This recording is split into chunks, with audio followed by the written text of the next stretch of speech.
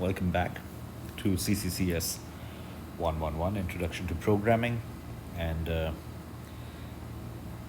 I'll continue now with another function in the standard IO library of C, and this one is called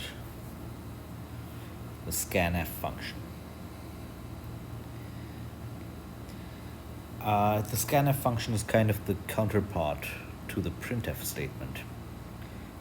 We use the printf function to send output to the standard IO, usually the display, the screen. The scanf function is used to take input from the user, and here's a sample program that we'll start with. You can see the start is very similar to what we had. We are still only using functions from the standard IO library, so same line for the preprocessor directive. We have, of course, a main function. We always have that. And the new parts, significant new parts, are highlighted in yellow. So there's lines 8 and 9. I'll walk you through those. So what's happening here is we are not only using the scanf as a new function, but what's happening on lines 8 and 9 is we are creating two variables of type int, meaning variables that can store integer numbers, meaning whole numbers like positive or negative whole numbers. One is called integer 1 and the other one is called integer 2. At the end of these lines, you see that we have these semicolons again. We have those at the end of every statement in C. We have after that printf statement, scanf statement, and we'll look at that in detail in a second. Another printf statement, another scanf statement, and after that on line 17, we see something similar happen as on lines 8 and 9. We are creating another variable, this one called sum. So what this program is doing is it is asking the user for two integer numbers as input, then adding them both up, computing the sum, and storing the sum in this integer variable sum, and printing out that value on the last line. Second last line, technically, because line 21 is where we close the main function.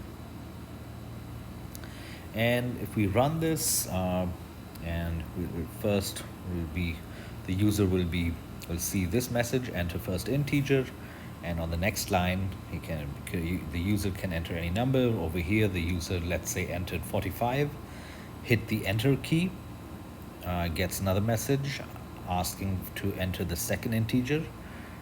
Let's say enters another number, 72 this time, and after that we see a third message printing to the screen saying sum is 117, which is of course the total of 45 plus 72 in this example. Okay, so let's go through this a little more detail, line by line. So we have these three lines of code in different portions of the program. Basically, what is happening over here is we are defining and creating new variables. First one called integer 1, second one integer 2, and the third one called sum.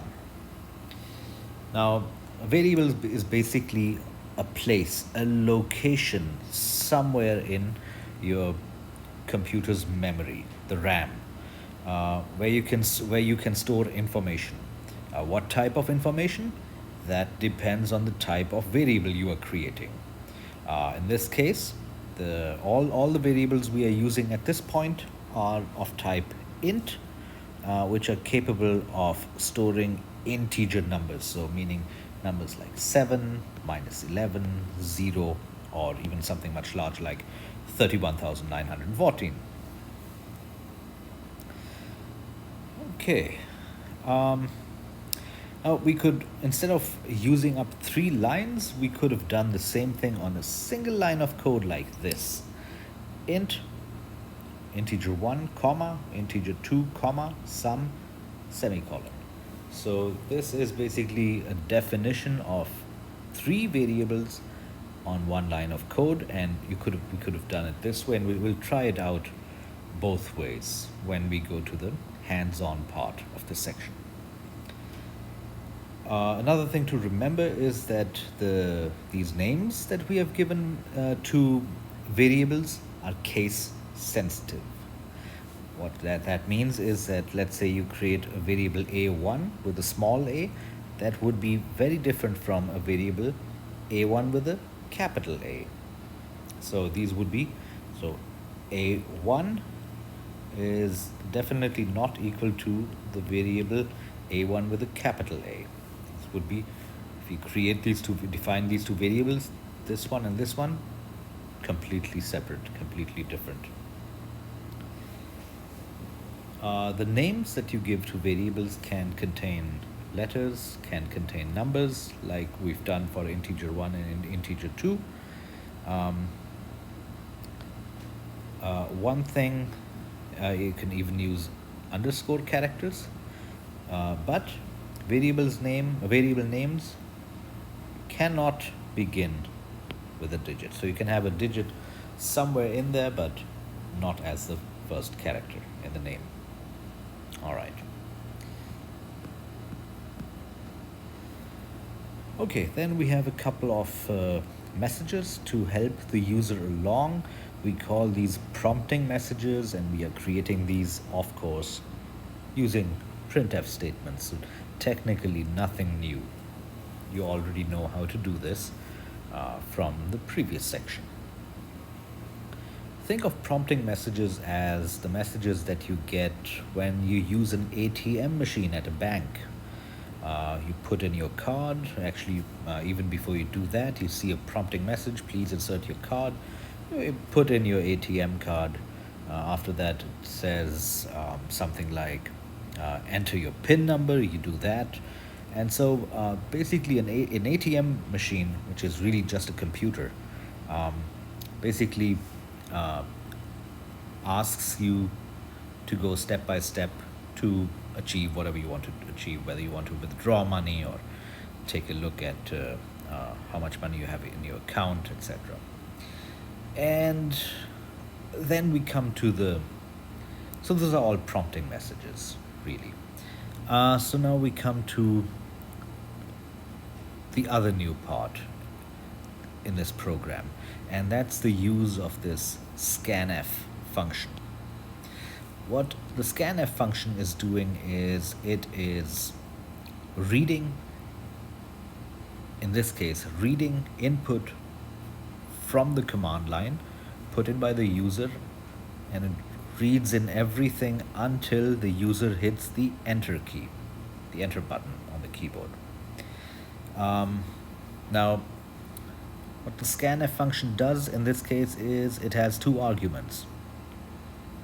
This one over here, basically saying a string %d, and I'll explain in a minute what this %d means. For the moment, what you should know is that d means decimal number. And after that we have a second argument, in this case, an ampersand, or this and sign, integer 1, the name of one of the variables that we created. What this line of code will do is it will read the input entered by the user on the command line and interpret it, or try to store it as an integer number in the variable integer 1.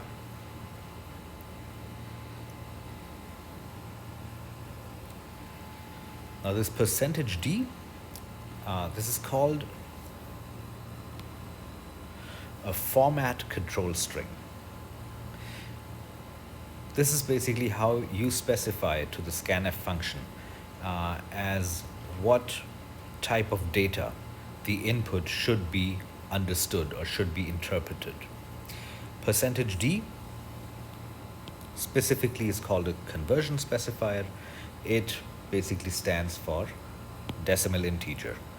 There are, of course, other conversion specifiers, and we'll get to those a little further into the course. But what you have to remember is that all of them begin with this percentage sign. In a sense, the percentage sign has special meaning when it is followed by a letter, kind of like the backslash character, which is treated as the escape character. All right, which is the escape character.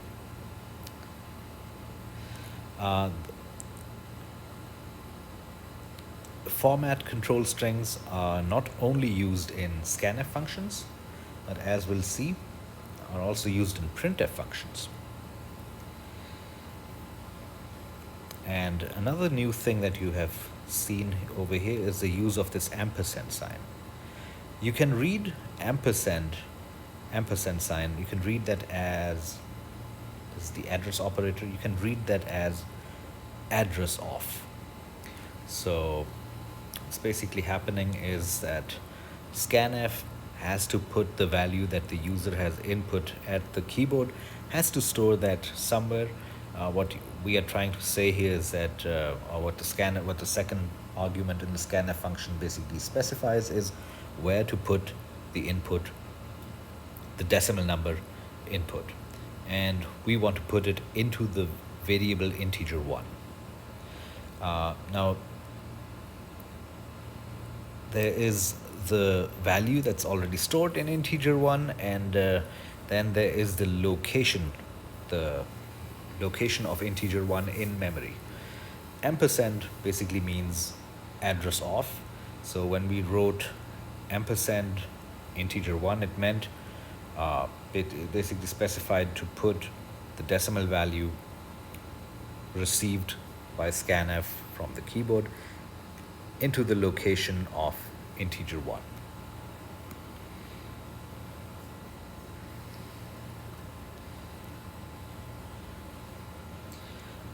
And remember, we're basically adding up two numbers, so basically we repeat the exact same thing, almost the exact same thing. We then print another prompting message asking for a second integer from the user, and then we have that followed up in the next line by another scanf function, but this time again looking for an integer number but storing this one in integer 2. That is followed up by creating this integer variable sum, and then we have to do the actual addition. Now we are adding integer 1 and integer 2, and we want to put the result in sum. The way you put the result, so obviously the addition is happening using just the plus sign that you have on your keyboard. That is clear. This equal sign that you see over here is called the assignment operator. Basically, and everything that is evaluated to the right side of the assignment operator is put into or stored or assigned to the variable on the left, in this case sum. So in a sense, you can read that equal sign that you have over there as sum gets the value of whatever's on the right side, in this case integer 1 plus integer 2.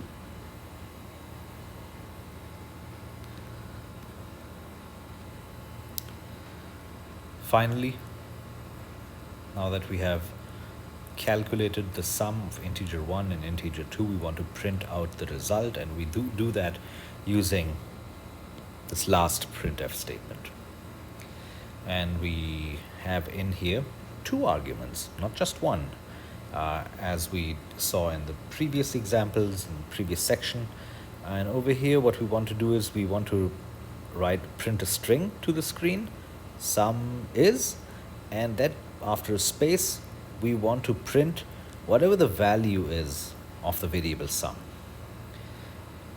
And in order to clarify that, over here we want to substitute the value of sum, what we do is we again use this format control string %d, meaning so after the string we have a comma and the second argument sum over here.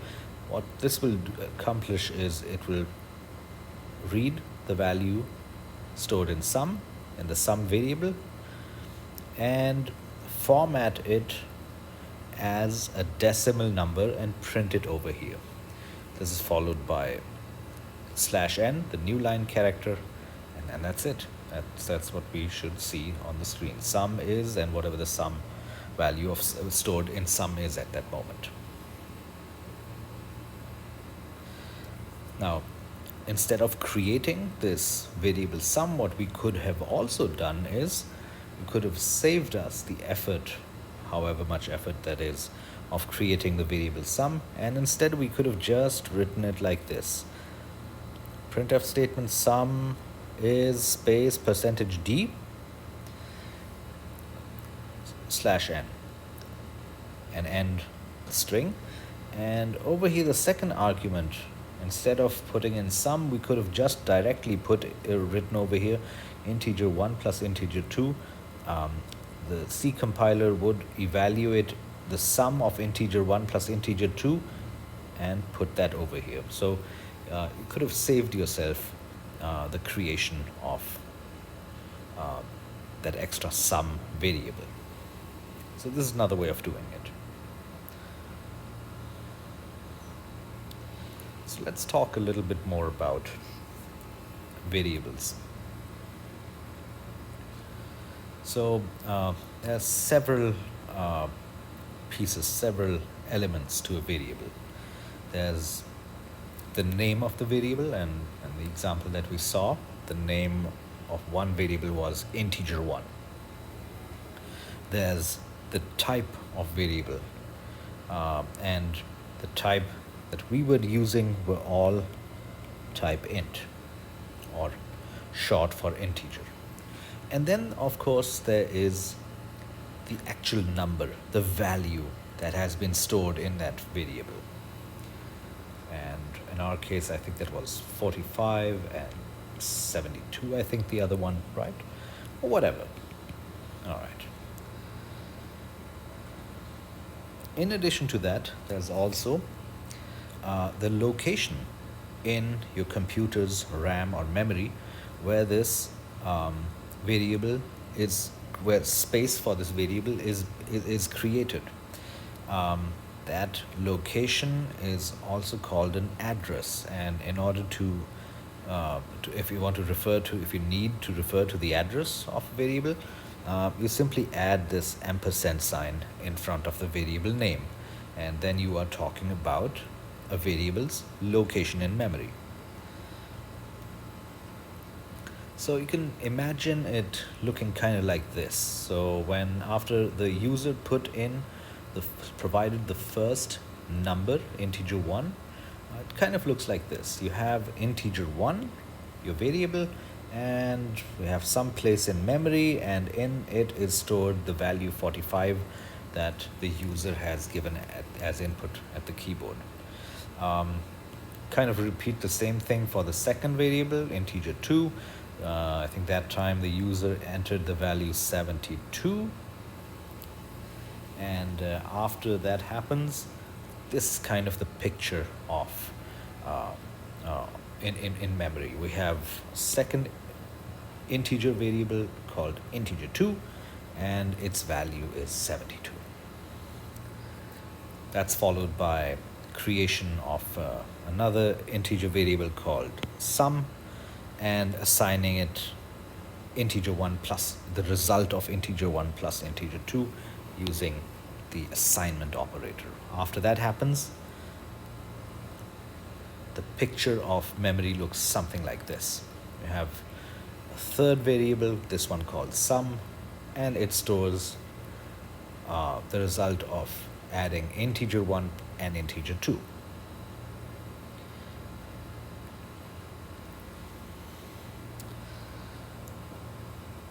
All right. In addition to that, just want to mention this quickly.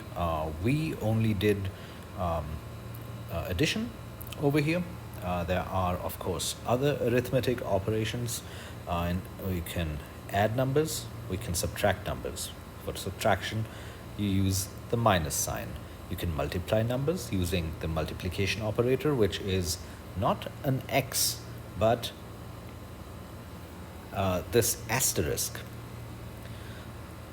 You can also divide numbers, and you do that using the / character. And occasionally, actually, also very useful, you want to know what happens if you divide one integer by another and what the remainder of that division operation is. Especially useful when you're dealing with integer numbers. And for that, we have the mod operator, or the remainder operator. So this column over here shows what the equivalent math is, and this column over here shows how you would write that in a C program. So if you have a variable f and you want to add 7 to it, simply write f plus 7. If you have two variables p and c, you want to find the difference between them, you'd write, p minus c. You have two variables b and m, you want to multiply them. On paper, you would just write them as bm, but in a C program, you would write b asterisk m. If you want to divide a number x by another number y, you would write x / y. If you are wondering what is the remainder of dividing r by s, you'd write r percentage space s.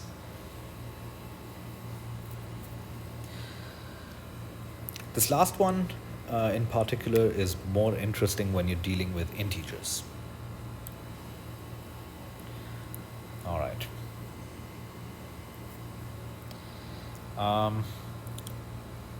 Go through the slides. Another thing you may want to, you should know is you can also group expressions together using parentheses, just like you do on paper, right?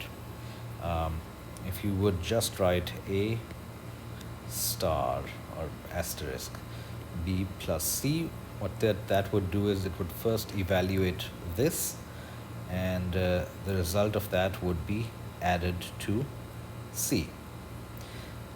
If you want to do b plus c first and want to multiply the result with a, you need to use these parentheses. So operator precedence in C happens the same way it happens in mathematics.